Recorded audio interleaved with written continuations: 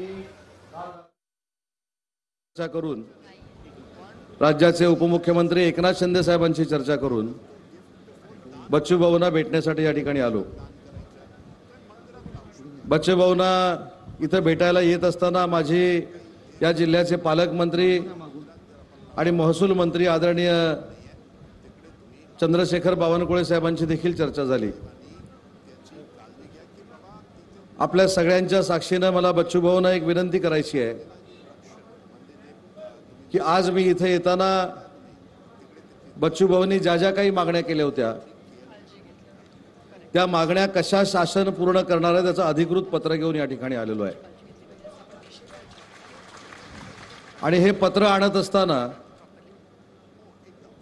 बच्चू भाऊंचा एक सहकारी म्हणून, आपल्या सगळ्यांचा एक सहकारी म्हणून जे काय याच्यामध्ये लिहिलेलं आहे ते लवकरात लवकर पूर्ण करून घेण्याची जबाबदारी आमची देखील सगळ्यांची आहे। कारण हे जे काय आंदोलन सुरू आहे हे आंदोलन स्वतःसाठी सुरू नाही तर ते शेतकऱ्यांसाठी सुरू आहे, शेतकऱ्यांच्या न्याय हक्कासाठी सुरू आहे, दिव्यांगांच्या न्याय हक्कासाठी सुरू आहे।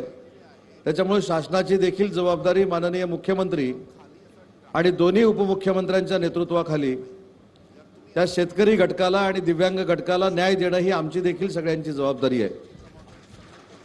आणि म्हणून जे पत्र राज्याचे महसूल मंत्री आदरणीय चंद्रशेखर बावनकुळे साहेबांनी बच्चू भाऊंना जे लिहिलेलं आहे ते मी वाचून दाखवतो।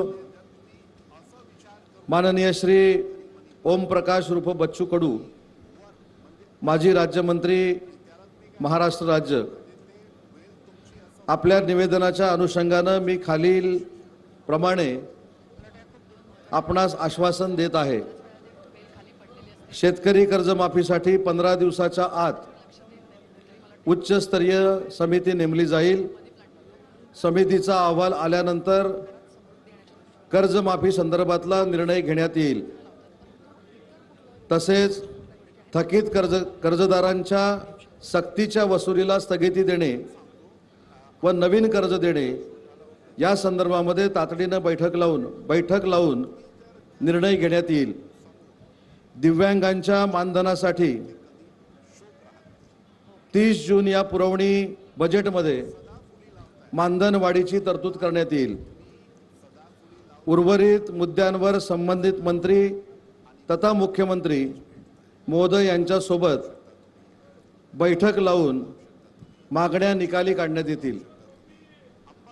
आणि याच्या पुढे जाऊन सांगतो की 6 मंत्र्यांनी बच्चू भाऊंबरोबर VC-वर चर्चा केलेली आहे।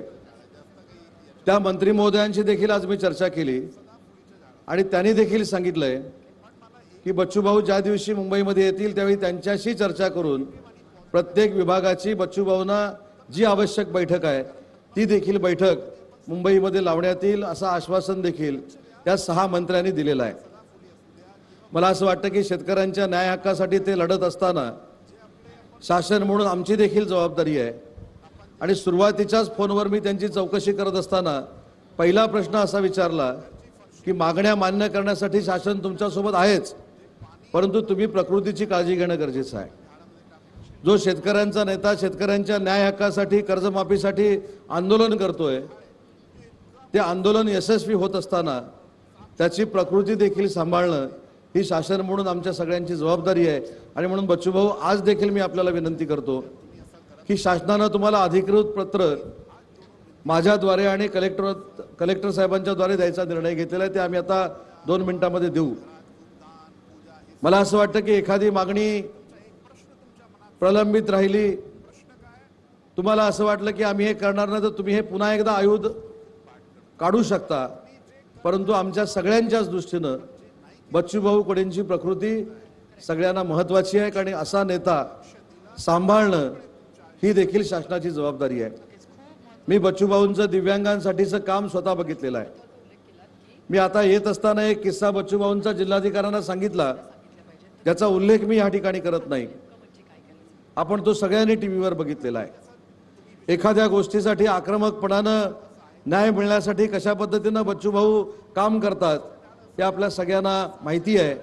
आणि म्हणून त्यांच्या प्रकृतीच्या काळजीपोटी आणि त्यांच्या समवेत बसलेले सगळे जे आंदोलन करते आहेत यांच्या प्रकृतीच्या काळजीपोटी मी मुख्यमंत्र्यांच्या वतीनं आणि दोन्ही उपमुख्यमंत्र्यांच्या वतीनं त्यांना विनंती करतो की जे पत्र शासनानं दिलेलं आहे हा आमचा वचननामा आहे असं मानून त्यांनी आपलं आंदोलन मागं घ्यावं।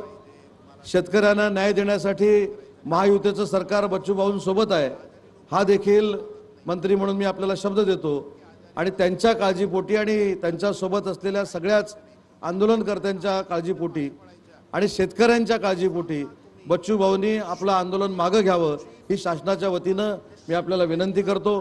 2 मिनिटातच या पत्राचा प्रिंट हा आपल्याकडे येईल, मी तो बच्चूभाऊंकडे स्वाधीन करेन आणि तो बच्चूभाऊंना